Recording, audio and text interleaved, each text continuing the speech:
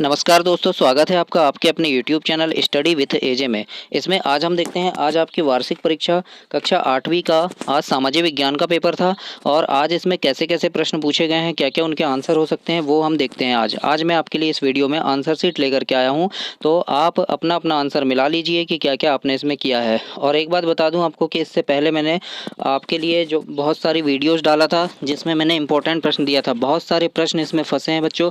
और सबसे पहला प्रश्न था आपका, देख लीजिए विकल्प में कि जेम्स मिल द्वारा लिखित पुस्तक क्या है। आप मेरी पिछली वीडियो देख लेना जिसमें मैंने डाला था इंपॉर्टेंट प्रश्न, उसमें से ये सबसे पहला ही प्रश्न मैंने बताया था कि ये प्रश्न आएगा और देखो ये प्रश्न जरूर आया है।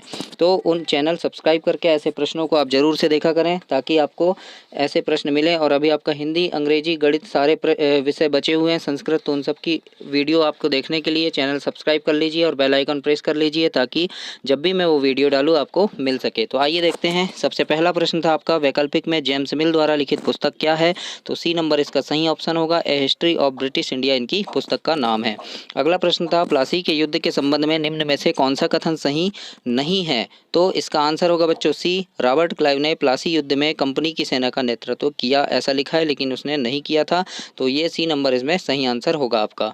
इसके बाद अगला प्रश्न देखते हैं हम। इसमें आपका अगला प्रश्न था प्रश्न नंबर तीसरा, और तीसरा में था आपका कि निम्नलिखित में से कौन सी झूम खेती की विशेषता है। तो इसका सही आंसर होगा डी नंबर आपका, वृक्षों को काटकर और जलाकर साफ किए गए भूखंड पर खेती करना, ये झूम खेती कहलाता है। इसके बाद आपका चौथा नंबर प्रश्न था, सन 1857 का स्वतंत्रता संग्राम कब प्रारंभ हुआ। और ये प्रश्न भी मैंने बताया था आपको कि पूछा जा सकता है और ये आ गया, ये भी इंपॉर्टेंट मैंने बताया था। और इसका आंसर होगा बी नंबर आपका, 10 मई सन 1857, मई 1857, इसमें डेट है आपकी 10 मई को हुआ था। अगला प्रश्न देखते हैं। प्रश्न नंबर 5वां है, निम्नलिखित में से कौन सा मानव निर्मित संसाधन है। तो डी नंबर आएगा इसमें, सड़क है ना, मतलब मानव ने बनाया है तो सड़क बनाया है, तो सड़क मानव निर्मित संसाधन में आएगा। अगला प्रश्न था, भूपृष्ठ के कुल क्षेत्र का लगभग कितने प्रतिशत भाग भूमि है। तो ए नंबर इसमें सही होगा आपका, 30% भाग भूमि है। अगला प्रश्न था 7वां नंबर, सघन जनसंख्या वाले क्षेत्र होते हैं। तो डी नंबर इसमें सही होगा आपका, शीतोष्ण क्षेत्र जो होते हैं सघन जनसंख्या वाले क्षेत्र कहलाते हैं। अगला इसमें भारतीय संविधान सभा का गठन कब किया गया था। तो इसका सही आंसर होगा बच्चों आपका 8वां नंबर का डी आएगा, दिसंबर सन 1946 में संविधान सभा का गठन किया गया था। अगला प्रश्न है प्रश्न नंबर 9वां, भारतीय संसद के सदन कौन कौन से हैं। तो ए नंबर आपका सही आंसर होगा, 2 सदन होते हैं, लोकसभा और राज्यसभा। इसके बाद अगला प्रश्न देखते हैं। प्रश्न नंबर 10वां था आपका, 10वां प्रश्न है बच्चों आपका कि संविधान के किस अनुच्छेद में कहा गया है कि भारत के किसी भी नागरिक के साथ धर्म, नस्ल, जाति, लिंग या जन्म के आधार पर भेदभाव नहीं किया जा सकता। तो ये अनुच्छेद 15 इसका सही आंसर होगा आपका, सी नंबर का अनुच्छेद 15। इसके बाद आपका सबसे पहला प्रश्न पूछा गया था, सहायक संधि की क्या शर्तें हैं। और ये मैंने आपको महत्वपूर्ण प्रश्नों में बताया था कि ये प्रश्न आएगा और देखो ये प्रश्न पूछा है इसमें। तो इसमें लिखना था आपको सहायक संधि की प्रमुख शर्तें क्या है। तो इसमें आपको उत्तर लिखना था बच्चों कि सहायक संधि क्या थी। तो देखो अंग्रेजों ने क्या किए थे, हमारे साथ एक सहायक संधि किए थे और सहायक संधि की प्रमुख शर्तें थी कि उन्होंने बताया था कि वह बिना कंपनी की अनुमति के किसी भी राज्य से युद्ध, संधि या मैत्री नहीं कर सकेगा, है ना। इस प्रकार से थी, देसी राज्य कंपनी की स्वीकृति प्राप्त किए बिना अंग्रेजों के अतिरिक्त किसी राज्य या यूरोपीय राज्य के शत्रु राज्य के व्यक्ति के साथ यानी व्यापार नहीं कर सकता। ये सहायक संधि की शर्तें थी। इसके बाद अगला है, ईस्ट इंडिया कंपनी के द्वारा स्थायी बंदोबस्त कब और क्यों लागू किया गया था।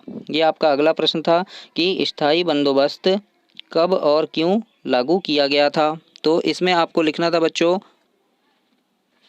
सहायक संधि की प्रमुख शर्तों में था ईस्ट इंडिया द्वारा स्थायी बंदोबस्त कब और क्यों लागू किया गया। तो इसमें लिखना था बच्चों आपको कि स्थायी बंदोबस्त लागू किया गया था 22 मार्च को। कब, 22 मार्च 1793 को, 22 मार्च 1793 को स्थायी बंदोबस्त लागू किया गया था। और क्या पूछा है कि क्यों लागू किया गया था। तो इसमें आपको लिखना था कि ईस्ट इंडिया कंपनी जो थी जमींदारों के बीच कर वसूलने के लिए इसको लागू किया था। इस प्रकार से इस प्रश्न का उत्तर आपको लिखना था। अगला प्रश्न था इसमें, रविंद्रनाथ टैगोर जो थे इन्होंने शांति निकेतन की स्थापना क्यों की थी, यह यहाँ पे लिखा गया है। तो इसमें आपको लिखना था प्रश्न नंबर 14 का उत्तर, प्रश्न नंबर 14 का उत्तर लिखना था कि शांति निकेतन की स्थापना उन्होंने इसलिए की थी क्योंकि वे एक ऐसी जगह चाहते थे बच्चों को पढ़ाने के लिए जहाँ बिल्कुल शांति हो और प्राकृतिक वातावरण का माहौल हो, है ना, प्रकृति के बीच में बच्चे पढ़ सकें, इस प्रकार का माहौल चाहते थे। इसलिए उन्होंने वहाँ पे शांति निकेतन की स्थापना की थी। इस प्रकार से आपको लिखना था बच्चों इसमें।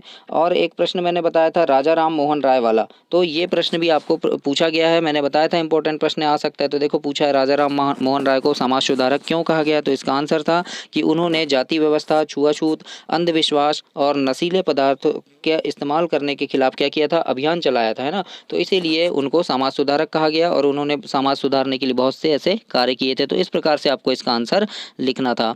तो बच्चों चैनल को सब्सक्राइब करना ताकि आपको ऐसे ही प्रश्न और भी मिलते रहें, और मैं अगली वीडियो के लिए, अगले पेपर के लिए बहुत सारे प्रश्न डालूंगा इंपॉर्टेंट आज ही, तो वो प्रश्न आपको मिल जाएं। इसलिए चैनल सब्सक्राइब करके बेल आइकन को प्रेस कर लेना।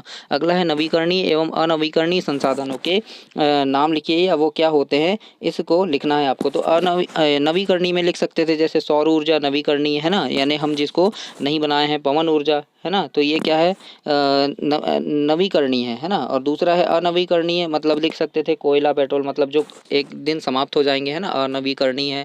तो कोयला है, पेट्रोलियम है, तो इस प्राकृतिक गैस है, तो यहाँ आपको ऐसे लिखना था। अगला है औद्योगिक जोखिम को कम करने के उपाय लिखिए। औद्योगिक जोखिम को हम किस प्रकार से कम कर सकते हैं वो आपको लिखना है। तो औद्योगिक जोखिम मतलब उद्योगों से हमें बहुत सारे क्या है नुकसान होते हैं, तो उन्हें हम कैसे कम कर सकते हैं ये लिखना है। तो इसमें हम लिख सकते हैं कि हम सुरक्षात्मक कपड़े या हेलमेट का प्रयोग कर सकते हैं ना, ओवरहेड वर्किंग गियर इसका प्रयोग कर सकते हैं। इस प्रकार से जैसे आपने देखा होगा उद्योगों में काम करने वाले लोग जो रहते हैं हेलमेट का प्रयोग करते हैं, सिर में चोट ना लगे, तो इस प्रकार से हम उसको कर सकते हैं, ऐसा आपको इसमें लिखना था। अगला प्रश्न था आपका यहाँ पे कि कानून क्यों जरूरी है, तो यहाँ पे आपको यहाँ पे लिखना था बच्चों कि ऐसी बहुत सारी चीज़ें होती है ना, जो हम जिसके लिए हमें कानून की आवश्यकता होती है। तो और यहाँ पे आपको उसमें लिख सकते थे आप कि कानून क्यों जरूरी है, तो किसी भी देश को सुचारू रूप से चलाने के लिए हमें क्या करती है, संविधान की आवश्यकता होती है, और संविधान में हमको कानून बनाना पड़ता है, इसलिए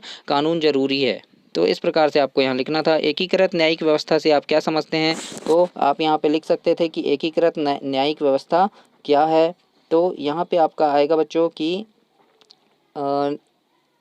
एकीकृत न्याय व्यवस्था वह है जिसमें हम एक साथ क्या कर सकते हैं, इसमें लिखना था आपको कि आम कानून व्यवस्था के नाम से जाना जाता है इसे, और जिसमें न्यायाधीश क्या करते हैं, अपने फैसले या आदेशों और निर्णयों के से कानून को बनाते हैं, वो क्या है, एकीकृत न्याय व्यवस्था कहलाता है। आपको इसमें लिखना था। इसके बाद है जंगलों से प्राप्त ऐसे 3 उत्पाद के नाम लिखिए जिसका उपयोग आप करते हैं। तो जंगलों से प्राप्त उत्पाद हम लिख सकते थे जैसे गोंद, है ना, बिरोजा, प्लाईवुड, तेल, मसाले, पशुओं के लिए चारा, औषधियाँ, ईंधन के लिए लकड़ी, ये सारी चीज़ें आपको इसमें लिखना था। तो ये था आपका 19 नंबर का प्रश्न बच्चों। इसके बाद 20 नंबर का प्रश्न था आपका जन सुविधाएं क्या है, तो इसमें आप लिख सकते थे कि हमें लोगों सरकार के द्वारा प्राप्त ऐसी सुविधाएं जिनका प्रयोग जनता के द्वारा किया जाता है, जनता उन सुविधाओं का प्रयोग करती है, वो जन सुविधाएं कहलाती है। अगला प्रश्न था यहाँ पे आपको पूछा गया है 21 नंबर का प्रश्न कि महात्मा गांधी ने दांडी यात्रा